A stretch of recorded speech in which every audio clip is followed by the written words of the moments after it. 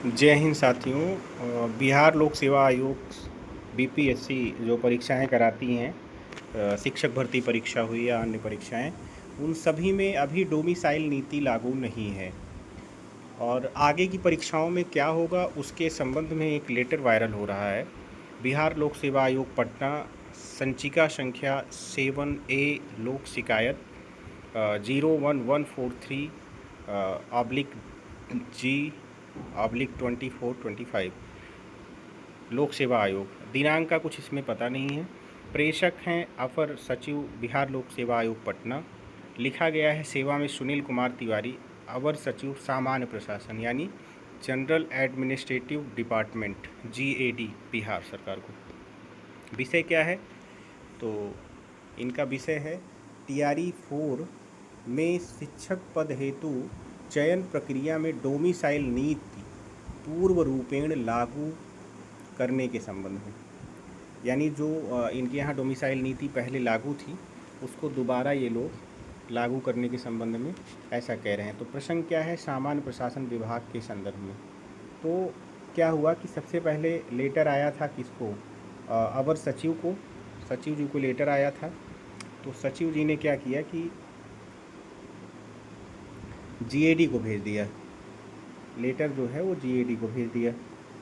जैसे बिहार लोक सेवा आयोग जो BPSC के अवर सचिव हैं, उन्होंने लेटर भेजा सुनील कुमार तिवारी जी को। ये GAD के हैं अवर सचिव, और इनसे इन्होंने कहा है प्रसंग के विषय में, महाशय उपर्युक्त विषयक श्री धीरज कुमार द्वारा प्राप्त आवेदन के संबंध में सूचित करना चाहेंगे कि उक्त परीक्षा में डोमिसाइल नीति का निर्धारण राज्य सरकार के नियंत्रणाधीन है।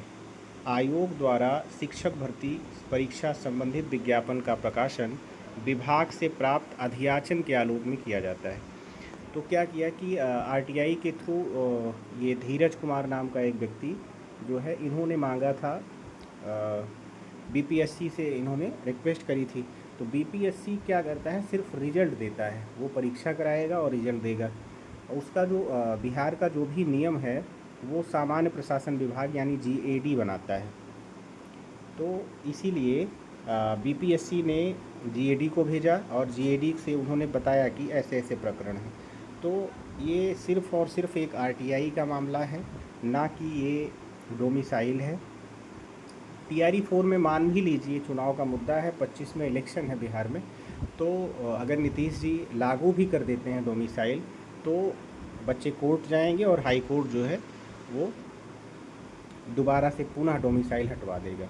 क्योंकि कोई भी राज्य अपने किसी भी अवसर को सीमित नहीं कर सकता है, और यहाँ पर अगर डोमिसाइल लागू होती है तो वो कहीं ना कहीं किसी दूसरे की स्वतंत्रता का हनन होगा। व्यक्ति ऑल इंडिया लेवल पे किसी भी राज्य में किसी भी भर्ती परीक्षा में बैठ सकता है। ऐसा संविधान के द्वारा हम लोगों को स्वतंत्रता मिली है। तो ये सारी बातें सिर्फ़ और सिर्फ एक RTI के थ्रू हैं, इसमें बहुत ज़्यादा सच्चाई नहीं है। जो भी विद्यार्थीगण TRE 4 की तैयारी कर रहे हैं वो तैयारी को करते रहें। ऐसा कुछ भी नहीं है, सिर्फ एक RTI का जवाब है इन्होंने दिया है। ठीक है, इन्हीं शब्दों के साथ हम अपनी वाणी को विराम देते हैं।